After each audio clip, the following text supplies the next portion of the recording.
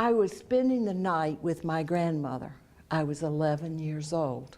My grandfather had gone out of town on business. And Granny called Mama and said she wanted me to come over to spend the night with her. Now you have to understand, there was no place in the world that I would rather be when I was growing up than at 2308 East 7th Street with my grandmother.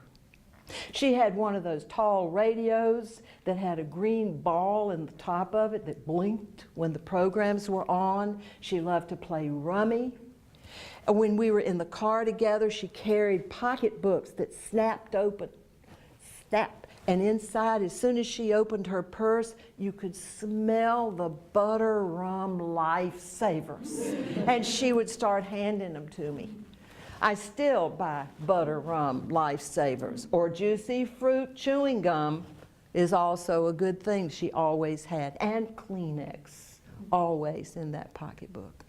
And Raleigh cigarettes, with the imposing picture of Sir Walter Raleigh on the front, and the coupon on the back, where she could get prizes if she saved up enough.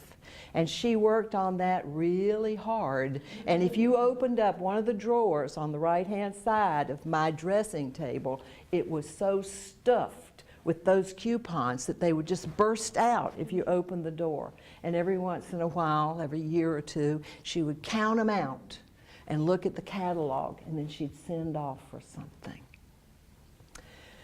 So I had this opportunity to spend the night with Granny. Of course I was going to go. I wanted to be there with her. We would have a good time. But most of all, she and my grandfather, let me tell you the situation. There was a long hallway and 2 bedrooms and a bathroom.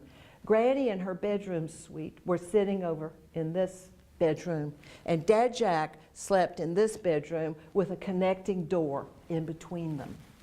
He had a pretty plain metal bedstead, a big bureau, and in the top drawer of that bureau, you could count on a box of chocolate-covered maraschino cherries. Was definitely going to be there. And under the window, there was a huge library table that was covered with magazines, Collier's, and a Saturday Evening Post, and Life magazines. I love those magazines. We didn't have magazines at my house, and I love those magazines. So I would get ready for bed. I would slip a few maraschino cherries under my pillow, and then I would collect my magazines. And I always wanted to get them in chronological order. You know, they came either weekly or bi-weekly. And if you were going to read the serial stories, which was what I wanted to do, you had to have them in order or you couldn't finish. So there was a little light hooked to his bedstead, turn off. I can't stand a ceiling light. Never could. So I'd turn that off and I'd turn on my little reading light, and I'd be surrounded by magazines. Never happier. I was 11. I could read. I loved the stories, the pictures, everything about those magazines. And I would stretch out.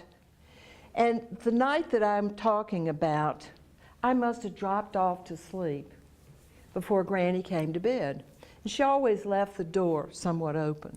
And I woke up.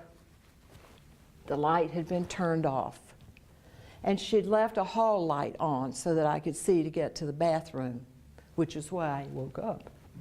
And so I stood up to go to the bathroom, and as I passed the door open to her bedroom, I saw a red glow. I moved over closer to the door. It was glowing. It was a red glow, and as I got closer and I stuck my head all the way through the door, it was right where her breasts were. And so I walked in and I looked, and then I became sure of what it was. She was a smoker. I have told you that. She knew that she wasn't supposed to smoke in bed. She always kept an ashtray with about 1.5 inches of water on the bedside table. But this night, she must have dropped ashes on her taffeta bed cover. And I could see that it was smoldering down the front of her.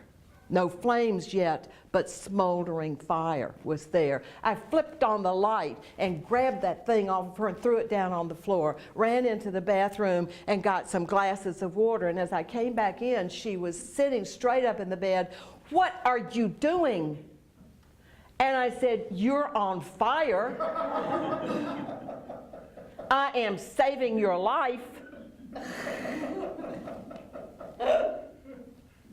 She wasn't mad at me anymore.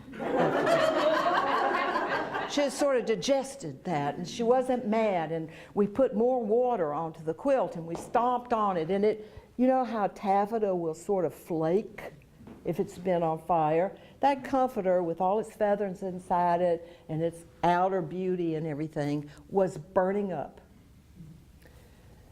I got back into the bed. She got back into the bed. We got her another blanket. Not a quilt. I took the cigarettes and the ashtray and put them in the bathroom. We didn't have too much to say to each other, and I remember that my hands were shaking. My hands were shaking. And I lay down in Dad Jack's bed, and I left the light on. And I called out to her and I said, "I'm going to read for a while."